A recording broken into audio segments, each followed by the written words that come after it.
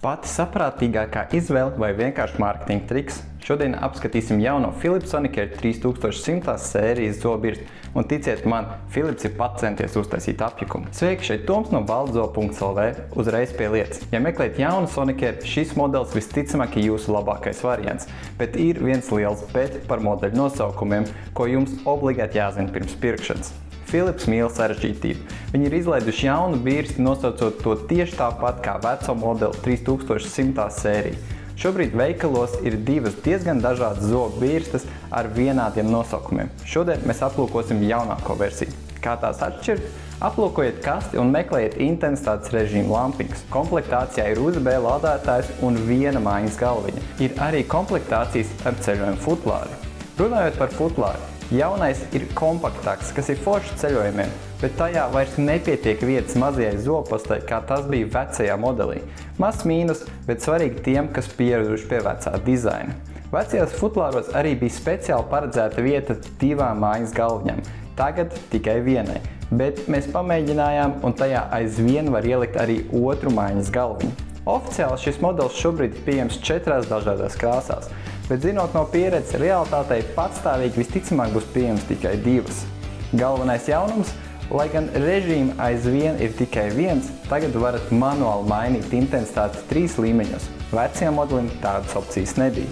Kas ir palicis nemainīgs? Zobbirstes jauda aizvien ir 62,000 sariņu kustības minūtē, tā ir 2 minūšu gudrais taimers ar 30 sekundžu signālu zonām, lai vienmērīgi iztīrītu visus zobus, un tai arī ir spiediena sensors, kas pasargā zobu emali no pārlieku spēcīgas beršanas. Kā jūs jau zinat, mums patīk kārtīgi pārbaudīt visas zobbirstes, un mēs tās aizvien nežēlojam. Pirmo veicām triecienu testu un metām to no aptuveni 1 metra augstuma pret grīdu 3 dažādās pozīcijās. Rezultāts – nekāda defekta zobbirste strādā nevainojami. Ūdens testā zobbirste pavadīja 2 minūtes pilnībā iegremdēta un ieslēgta. Arī šo testu zobbirste izturēja. Galvenais jautājums ir, vai tā kārtīgi tīra zobus. Izmantoju aplikuma detektoru tablets, kas iekrāso aplikumu spilti violetā krāsā uz zobiem.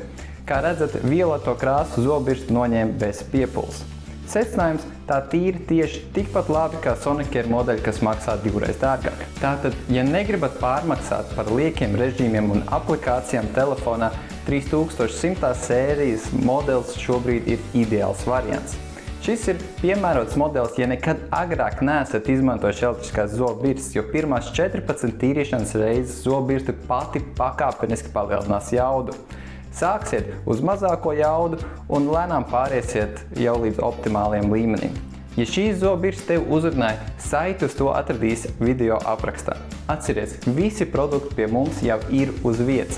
Pasūti šodien un saņem uzreiz mūsu veikalā vai ar piegādi uz pakomātu.